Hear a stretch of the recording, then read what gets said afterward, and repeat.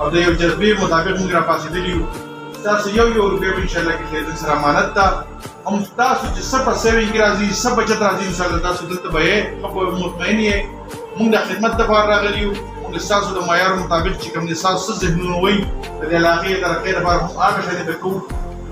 دا زموږ دپاره د سبق یو ځای هم دی او د دې علاقې د تحصیل لرګۍ دپاره د مستقبل راتلونکي دغه چې کوم دی یو سوچ او ترقۍ یو ځای هم ده.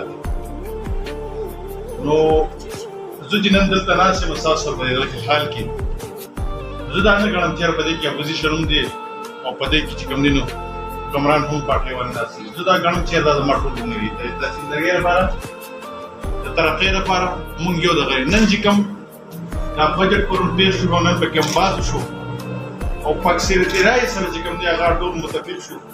هغې کې څه داسې رایې هم راغلې چې را په هغې کې چینج وکړی شي باقي د وکړي په هغې باندې پاکېده چې کوم دی د ټیمې چې کوم اهلکار دی هغوی په هغې باندې بریف کړله او هغوی چې کوم دی نو په هغې باندې ذهني هغوی پوهه کړې شوله. دا د خوشحالۍ خبره ده.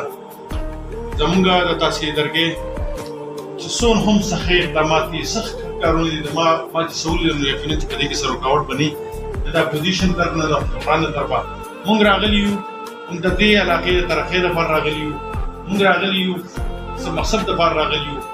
انشاءالله کې خیري نور هم داسې تجاویز دی نیکسټ وخت کې خیري په هغې باندې موږ میټینګ راوغواړو.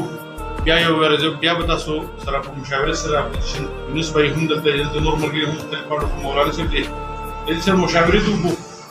موږ کوشش کړی چې موږ ټیکس فری بجټ چې کوم دی په عوامو باندې مزید موږ بوج برداشت کېنهدو چې عوام مزید چې کوم دی هغه موږ لاندې دباو نه کړو. عوامو نه موږ ریلیف ورکړو. ضرورت ډېر دي ټیمې ته ترقیاتي فنډ لپاره هم موږ ته ضرورت شته چې پیسې راکړې شي. د دې مقصد لپاره موږ عوامو ته چې کوم دی ټیکس فری بجټ موږ دا پیش کړو. متفقه اکثریت رایې سره چې کوم دی هغه نن هغه متفقه منظور شو.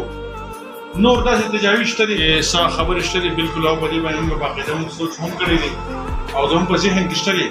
دا ماحول موږ وایو چې بالحال دا بجټ پیش کړی شي او دا پاس کړی شي بیا به انشاءالله نیکسټ میټینګ به راوړو. خو نه زه به خپل دفتر ته چې کوم د اپوزیشن ملګري دي کوم زموږ د پارټۍ ملګري دي حکمران ټول به راوړو. په دې به مختلف زما سره څه مشورې شوې ستاسو سره به هم څه وي چې موږ راتلونکي د ټیمې لپاره موږ څه کولی شو چې موږ په هغې کې موږ د ټیمې په شکل کې دا کمیدې هم شي سیوا کېدې هم شي.